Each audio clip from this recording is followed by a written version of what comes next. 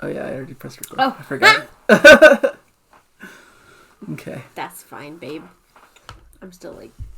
Still eating. Drink. Alright. Ready? Yeah, let's do it. Is that okay? Yeah, let's Okay. start.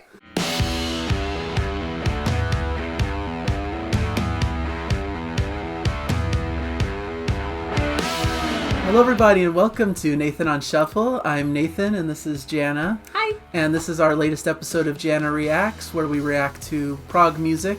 I'm the prog fan of the family, and my wife isn't necessarily. I'm the pop fan. Pop fan of the family.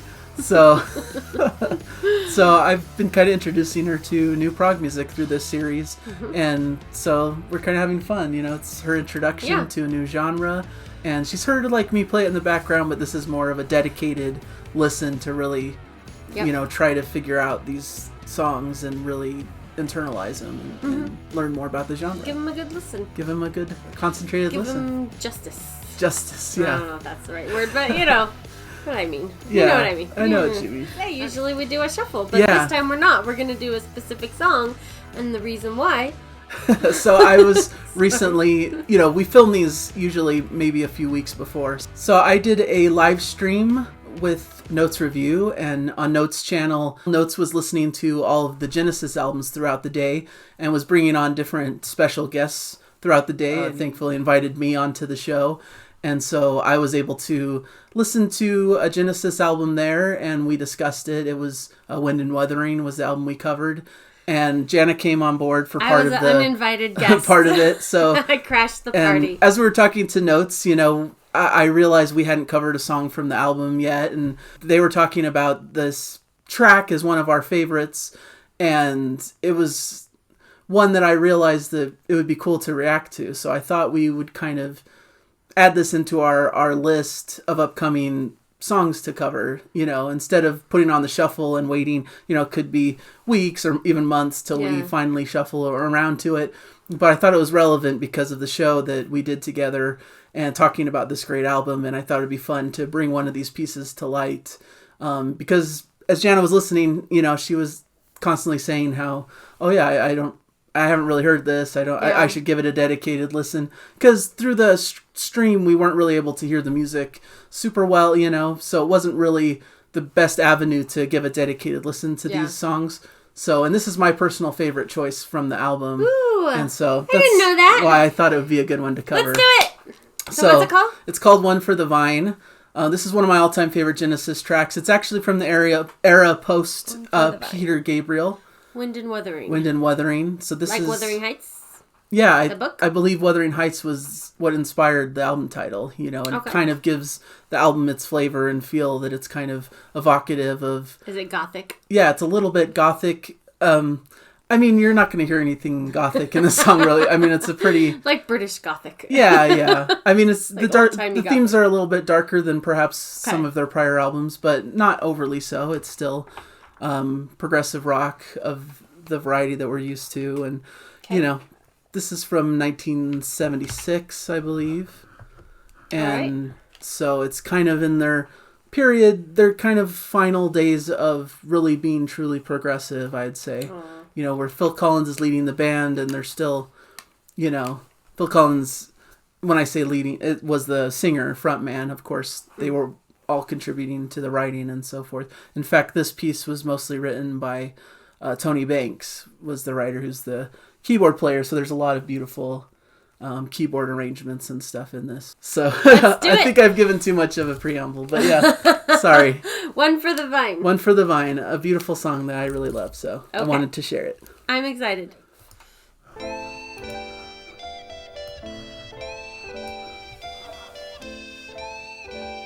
This 10-minute song? Yeah. Okay.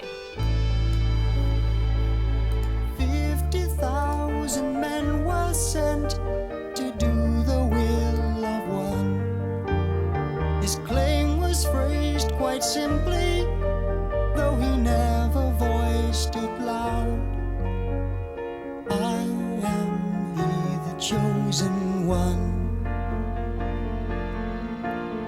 In his name they could slaughter, for his name they could die.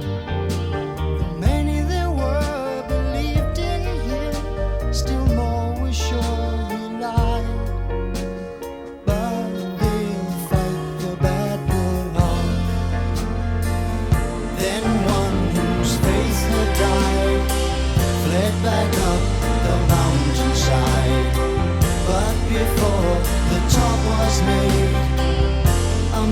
misplaced footfall made him stray from the path prepared for him.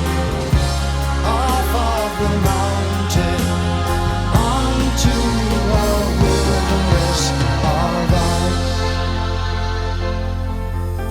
This unexpected vision made him stand and shake with fear. But nothing was his fright compared with those who saw him appear. Terror filled their minds with awe. Simple were the folk who lived upon this frozen wave. So not surprising was their thought, this is he, God's chosen one, who's come to save us from all our oppressors.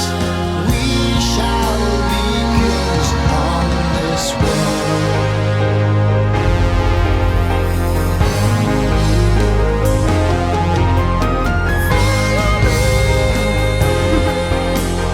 I'll be the king you want me until I find a way back home.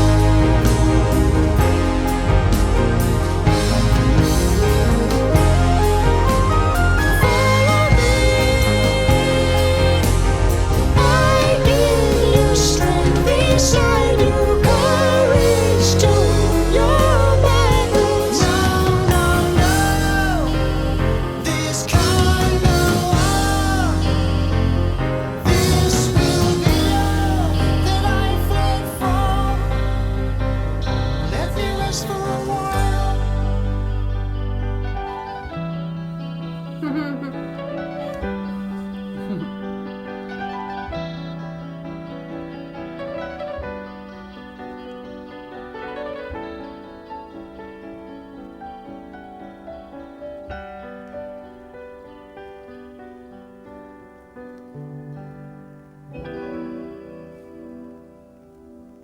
He walked into That's the end.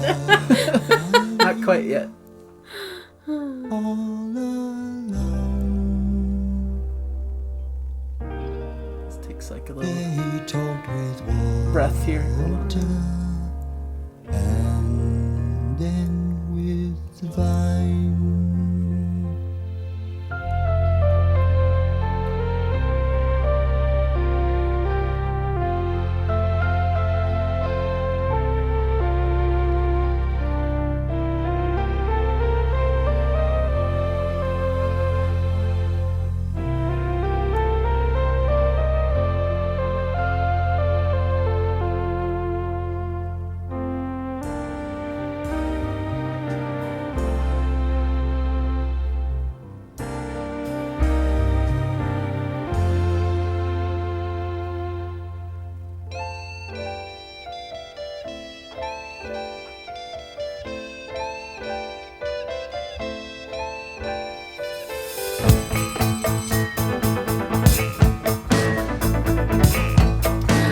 All kinds of wacky sounds.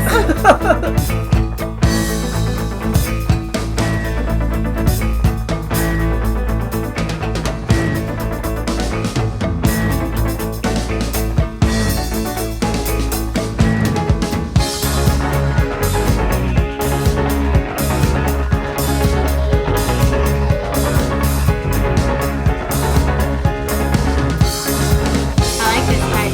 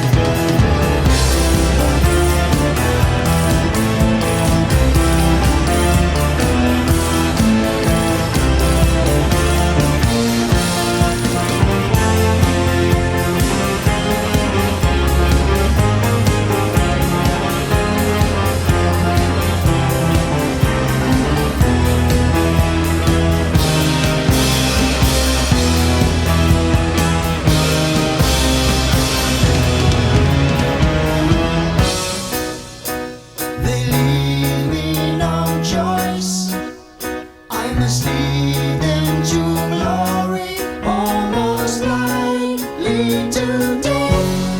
Whoa. Death?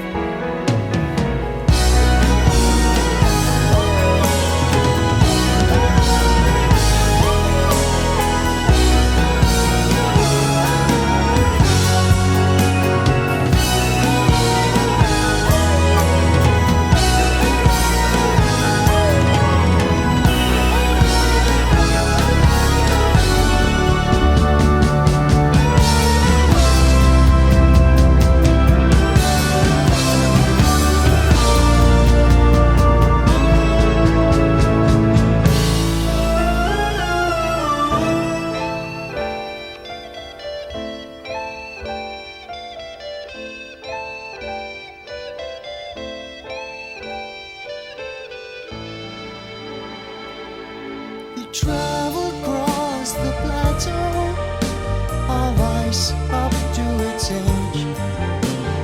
Then they crossed a mountain range and saw the final plain. Still he urged the people on. Then on a distant snow, he observed one without hope flee back up the mountainside. He thought he recognized him by his walk and by the way he fell, and by the way he stood up and vanished into air.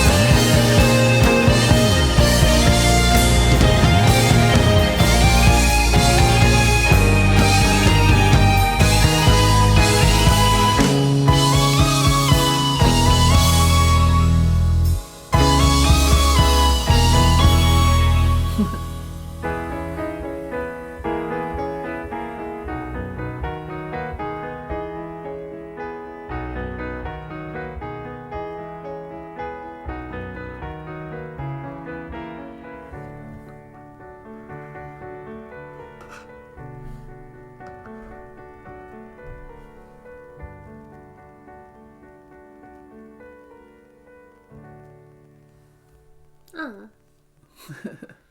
I liked it. Is this part of a concept album? Where it's telling a story or something? No. No? It's not. Dang it. No. But the song itself is telling its own story, but it's not Okay. really related to the rest of the album. The rest of the album doesn't really tell the same story. They're all just individual pieces. songs. Yeah. Okay. So that surprised you? Yeah, because I felt like it's jumps into this story about this guy who's this leader, and I thought maybe it was like part of a concept. Yeah, continuing on a story. So, Yeah. One thing that I was noticing, during this one, and I'm trying to like put it into the right words in my head. Okay. I loved the music of this. I thought that the music was like really great. And, and the musical break in the middle, like that rocking out part, like I love that part. And then the part at the end where it was doing it again, like, well, it wasn't rocking out, but it was like, maybe it was. I don't know. Whatever you call rocking out. Yeah. But it was this really great instrumental part at the end as well. Yeah. And I was noticing something that it didn't have like a repeating chorus. Okay. Right? Yeah. But it had a repeating melody. Like, right? Yeah, I guess that's fair. Yeah, it doesn't really have like a singable like standalone chorus that you can pull out and say, oh, this is the main vocal hook of the song, I guess.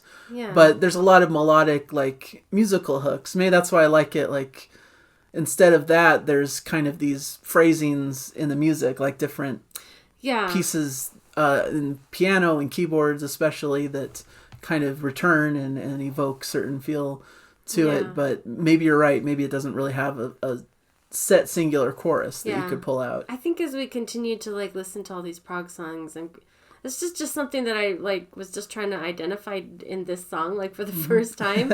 Like, that maybe these prog songs don't have, like, a repeating singable chorus, but they, instead of having like the hook, what you called it, instead of having a chorus that has a hook in it, they just tell a continuous, lyrical story, but then the music is what repeats. Yeah. And, like, it visits various themes going back, during it. And I was thinking about that, and That's interesting. And I'm not sure, like, how much this song, because I've only heard it just the one time right now, and so I'm not sure, like, how often this, like, repeated the main themes or repeated melodies, but it's something I'm gonna, like, try and take note of in the future and see if that's something that, like, that's what identifies, like, what like, if that's an identifying factor of being prog. I don't know. Yeah. I don't know.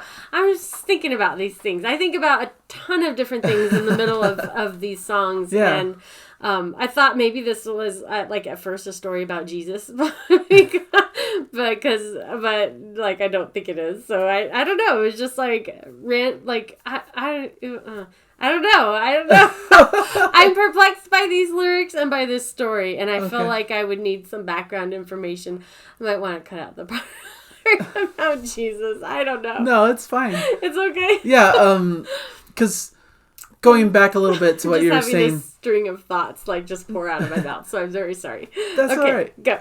That's I would hope what people want to hear is all your thoughts about it, right? Okay. Even if they're kind of random and, bouncing off the walls. Because that's what's cool about this series is, it's getting your pure, raw reactions to the music. And it may not be the conventional, like, things that you'd expect from reaction, but I think it's interesting. Yeah. I really love that middle part with the where it rocks out. Rock part, and, like, yeah. there's some cool, like, little sound effects. Yeah, there was, like, those weird, like, sound effects like coming from it. There was, like, things. I don't know what it's called, but it almost sounds like a twist, and it sounds like a creak. Yeah. Like, I can't make the sound, but it's like, I don't know. That's what I like. It's like a Foley artist sound effect, Yeah. like a creak. Creak. But that was in there. Yeah. So, like, hearing all these, like, weird sound effects, but then all of a sudden, like, the beat, like, locked in, and it was really cool. It was like what we've talked about before, a little bit of, like, chaos going on, but then it, like, locked in and, like, started, like, chugging along. Yeah, I think that's fair. Yeah, kind of circling back a little bit. What's cool about Genesis in a lot of, especially in their early albums and such, and I think with this piece too, they're storytellers at heart, and I think these songs, like I was talking about with Notes back on that live stream, I was talking about, that they kind of do these kind of short stories almost through their songs, and I think it's interesting. I never really thought about it, but at least in this one, and I'd have to go back because I'm not sure completely, but it's like it tells a running story and there's no repeated chorus like you might expect from a usual pop song, is that there's kind of a chorus verse structure that where you expect that chorus to be repeated, I guess, where this it kind of just continues along the story and doesn't really repeat any lyrical sections, I suppose, even though there's melodies that are repeating, even vocal melodies. So there are hooks and things that are being called back and so forth in the music, but it's not totally like your normal song structure that you're probably used to with a pop song, where you expect, like, the chorus to return and, like, oh yeah, this part, I love this part, maybe this is a different feel than that. Yeah. So, and circling back to your lyrical thought. Do you have notes on it? So I did take notes on this for that live stream. The live stream, yeah. Because I was looking up, like, the background of some of these songs, so I thought, so you're not too far off. It's the lyrics, which came after Banks had arranged a track, are a musical fantasy about a man who had been declared a Christ-like religious figure. Okay, so and was forced to lead people into battle.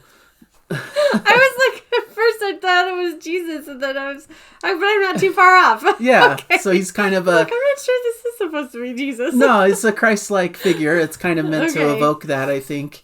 All right. And, he's leading these people into a battle and becoming some sort of prophet or spiritual leader. But he doesn't really apparently, believe in himself so much and kind of becomes disillusioned by it is how they describe it, which kind of evokes a lot of the things we've listened to recently, I think, like on some of those classic albums about these figures who kind of rise to prominence and gain a following, but then over time it kind of either goes to their head or they become kind of disillusioned with it, and there's kind of a downfall. So maybe this is a similar kind of idea. This is kind of a guy rising up as kind of a leader of some sort, whether it's by choice or just by, by circumstance in this case.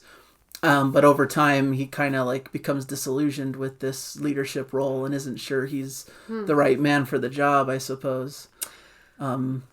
So I don't know. I think that's the strength of the storytelling and the music, that I wasn't sure what I was listening to, but the fact that like Christ came into my mind, that's who that's who this might be about. Yeah. Like I think that's the strength of the storytelling and the musicality, because they were able to bring those images to my mind, and that's what I was thinking. So I feel, and if that's their intention, then it worked. Yeah. It worked. I mean, they do talk about God's chosen one. So that's the line where that's I was part like, of it. okay. Yeah. So that feels very much evocative of that. But yeah, there was a line like farther up, like we shall be kings on this world. So I was like, that's what I was thinking. Yeah. Was like, is he gonna walk on water?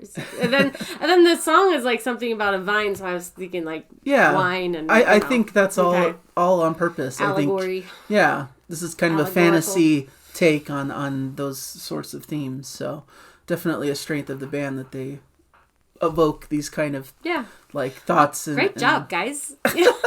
You did a good job. Yeah. And what's cool about this music is that it's complex and intricate. Like it's one that I think's worth revisiting, and it might bring more to mind. You may have the story uncovered a bit more as you listen more and unpack it a bit more. So that's the best music to me is stuff that has rewards upon future listening. That it's not like a one and done, like, oh, that's a cool pop song, I kind of know everything I need to know about it, that's fun. This is like has more depth to it, like a lot of these prog pieces that we cover. So at least in my perspective, it's not for everyone. Everyone listens to music for different things, but I find a lot of joy from that, of like diving deeper and thinking a little bit deeper about these pieces of music and what they mean. Sometimes I can do that. Other times I'm like, just give me a 3-minute pop song where I don't have to think about it. There's different, different uses and different times for different sorts of music. So there's definitely a time and place for whichever kind you like, enjoy it. Perfect. All right. So thank you guys for watching this episode, and hopefully you appreciated the song along with us, and give your thoughts in the comments if you know more about the background of the song or have certain feelings about it. We would love to hear about it. So thank you guys so much. Subscribe if you guys haven't yet. We do these weekly. We love talking about prog music. At least I do.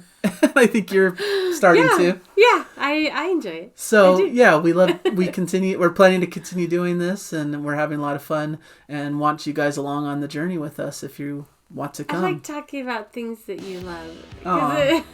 It's just, I don't know, it's really fun. It's been a really fun adventure doing this. So we plan to keep going with it, and we've had a great run so far that we've been excited about throughout 2021, and plan to keep going with it through the next year. So thank you guys for joining us and all your support, and hopefully you guys will catch us in a future video, and we'll see you next time. Enjoy the music. Enjoy the music. Bye. Bye-bye. Bye-bye.